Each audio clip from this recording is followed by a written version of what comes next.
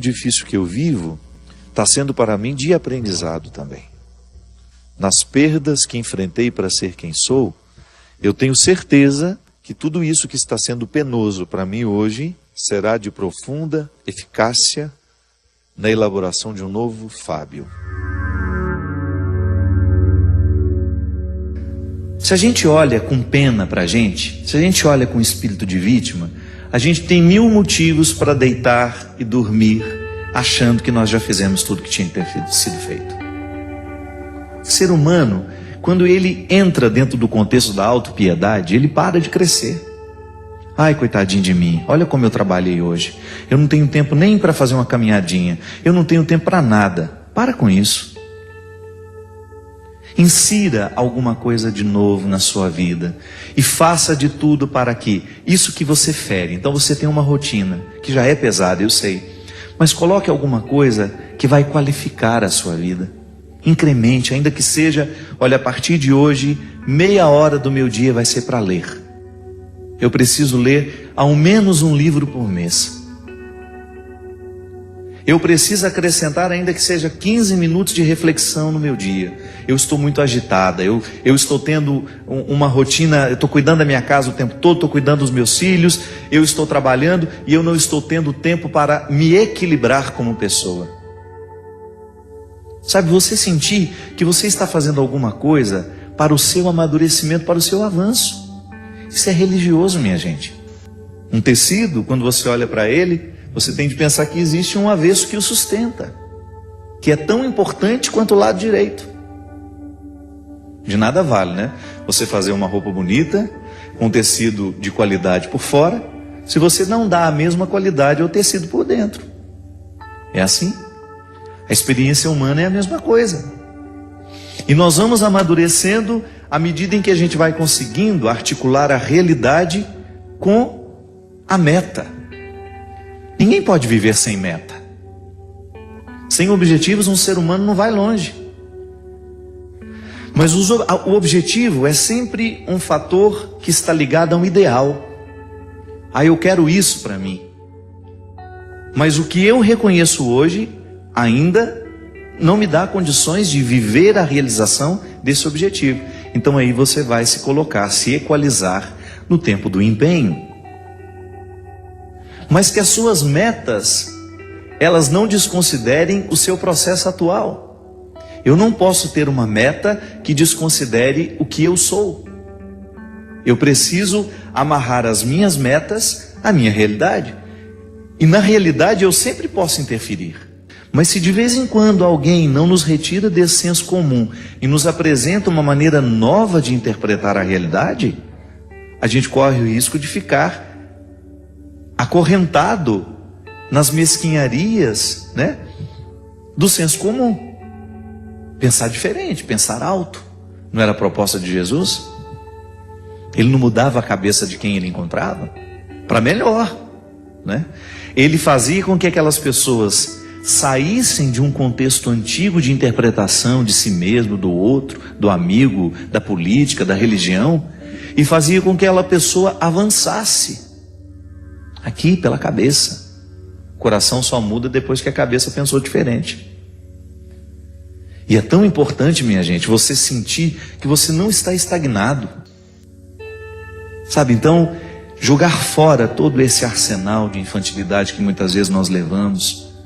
Permitir que Deus retire dos nossos olhos esse óculos que muitas vezes nos faz ver uma realidade cheia de florzinha bonitinha, mas que não corresponde àquilo que é.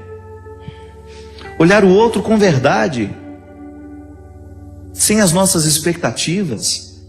Muitas vezes os nossos encontros não são possíveis, os nossos amores não são possíveis, é porque não é que a gente ama o outro, a gente ama as expectativas que a gente tem do outro. Isso é cruel. Quando a gente joga sobre o outro todas as responsabilidades que nascem da nossa maneira infantil de ver a vida, de ver o mundo, de ver as pessoas. Muitas vezes nós alimentamos visões muito infantis a respeito da vida, do outro, até mesmo da nossa relação com Deus. Quantas vezes nós nos pegamos alimentando um jeito infantil de ser religioso?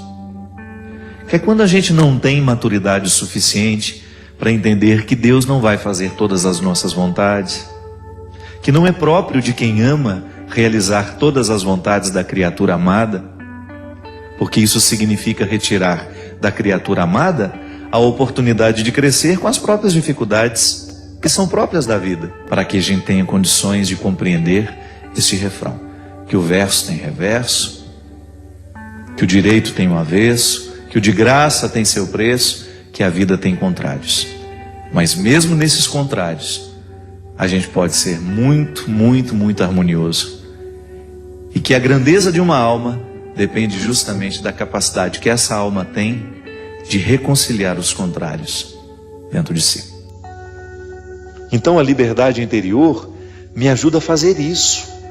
Me ajuda a dar a Deus, me ajuda a perder. Quantas coisas eu já perdi na minha vida? Quantas pessoas eu já perdi na minha vida? Tem gente que tem ciúme do carro e fica bravíssimo, perde todo o equilíbrio quando fica sabendo que alguém usou o carro dele. Ou quando teve um risquinho ali, ele perde a paz, ele não dorme. Nós nos apegamos a situações, nós nos apegamos a pessoas, nós nos apegamos a status. Nós nos apegamos até à imagem que temos. Tem gente que não aceita o processo do envelhecimento porque tem um apego à imagem que tinha na juventude. Falta de liberdade interior nos faz ficar cada vez mais apegados. O que é o ciúme? É um apego desordenado a uma pessoa, a uma situação, a um objeto. A palavra de São Paulo em Gálatas nos fala de maneira brilhante, de maneira primorosa. É para sermos verdadeiramente livres que Cristo nos libertou. Permanecei, pois, firmes e não vos deixeis sujeitar de novo ao jugo da escravidão.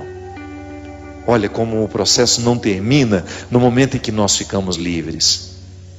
Eu, ao ser libertado, ao dar um passo na direção da minha liberdade interior, eu preciso zelar para que as situações não venham me oprimir novamente. Porque todas as estruturas que nos escravizam continuam. A antropologia cristã, ela nos ensina que a nossa liberdade interior precisa ser libertada diariamente. Porque é um dom. É um dom que me pede uma tarefa.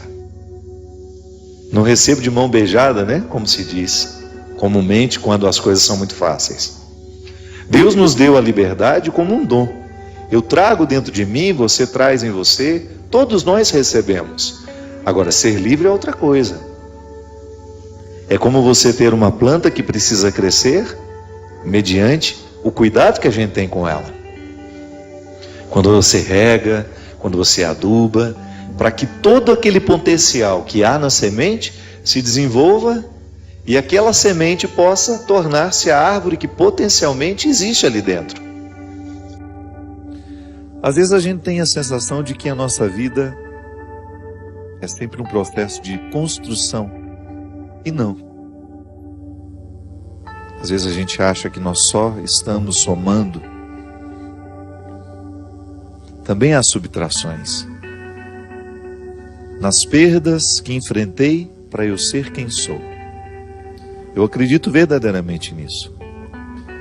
Se eu for olhar para a história que eu já vivi até os dias de hoje, as perdas foram fundamentais para que eu pudesse ter a coragem que eu tenho, as convicções que hoje me moldam.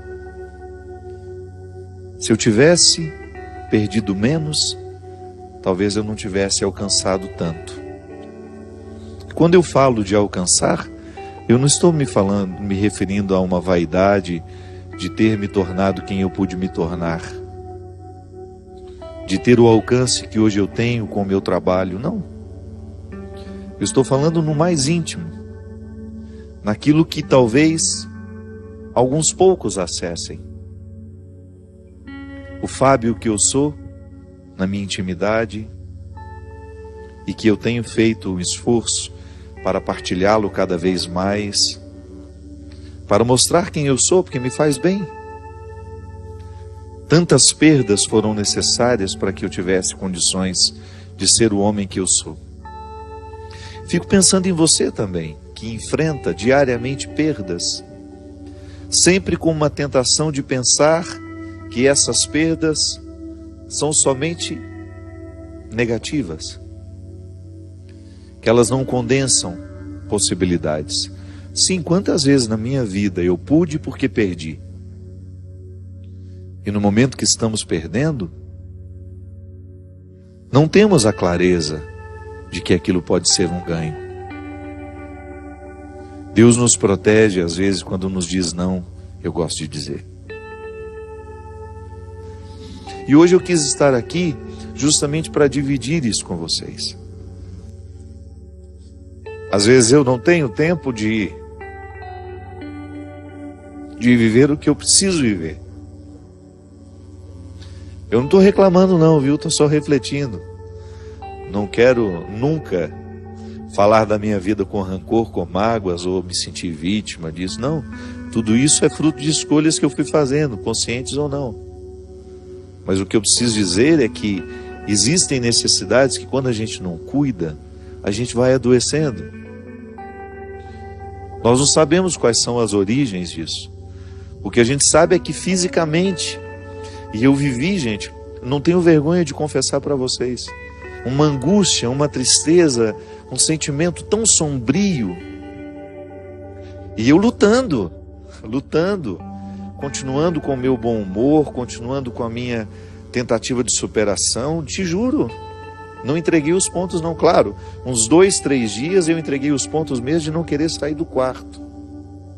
Mas nos outros não, era conciliando essa dor, essa angústia, com uma tentativa de sobreviver. Procurei meu bispo, Dom Wilson, que com muito carinho me acolheu. Desabafei, contei a ele todas as minhas angústias, todas as minhas dores. Ele concordou comigo que eu precisava de um auxílio médico e também de procurar criar na agenda da minha vida um espaço para eu ter condições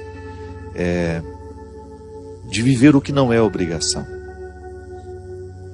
Eu me realizo naquilo que é obrigação, sim, mas a gente também precisa ter o espaço do lúdico, do não compromisso.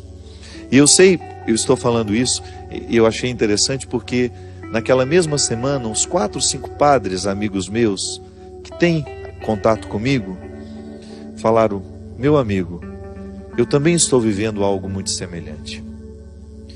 Parece que se a gente é visto num lugar que não é a igreja, se a gente é visto de repente com alguns amigos, conversando fiado, aquilo pode não soar bem. Eu me lembro as dificuldades que eu tinha de ir para a academia, porque eu sempre fui meio enjoado e revolucionário. Nunca fiquei preso ao que os outros estavam achando. Mas eu me lembro que, é o filho do trovão, eu me lembro que quando eu fiquei padre, quantas vezes eu escutei, academia não é lugar de padre.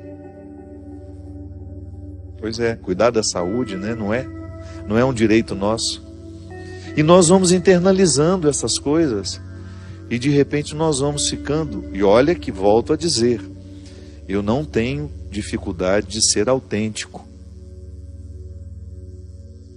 Quando o meu amigo me mandou uma mensagem se solidarizando comigo no meu WhatsApp, ele me disse, eu estou enfrentando a mesma coisa, com uma diferença, não tenho a coragem que você tem de contar. Estou sofrendo tudo muito sozinho. É isso, minha gente, as nossas dores precisam ser partilhadas, as nossas angústias, as nossas ansiedades, porque quanto mais a gente fala delas, sobretudo aqui, nesse espaço que para mim é tão sagrado, eu não tenho como controlar o que você fará do que eu estou dizendo. Mas eu tenho consciência que para mim é importante dizer. Porque quando nós dizemos, de alguma forma, nós começamos a organizar dentro de nós o que está desorganizado. É uma forma que você tem de se comprometer com aquilo que está acontecendo. Parte da cura, da libertação, de todos esses processos opressivos que muitas vezes chegam até nós por causa do nosso estilo de vida. Eu não acredito que Deus queira isso para nós. É que nós vamos assumindo tantos fardos. Eu tenho uma vida muito pesada. Emocionalmente eu sou exigido demais o tempo todo. Eu nunca escondi que eu não gosto de tirar foto, nunca escondi isso de ninguém. Eu tiro foto o tempo todo. E tiro com carinho, não tiro com rancor, não tiro, sabe? Faço com carinho mesmo, mas não é uma coisa que eu gosto. O meu dia a dia é muito cansativo por causa disso. Todos os lugares que eu vou, as pessoas me encontram, é sempre um vídeo que a gente tem que gravar. São muitas demandas, mas são muitas, não são poucas. Tudo isso eu acolho com carinho, mas isso vai dando um déficit na gente, né? E eu confesso que eu estou vivendo um momento da minha vida em que meu desejo era parar tudo. Tudo. Algumas coisas eu sei que eu não posso parar.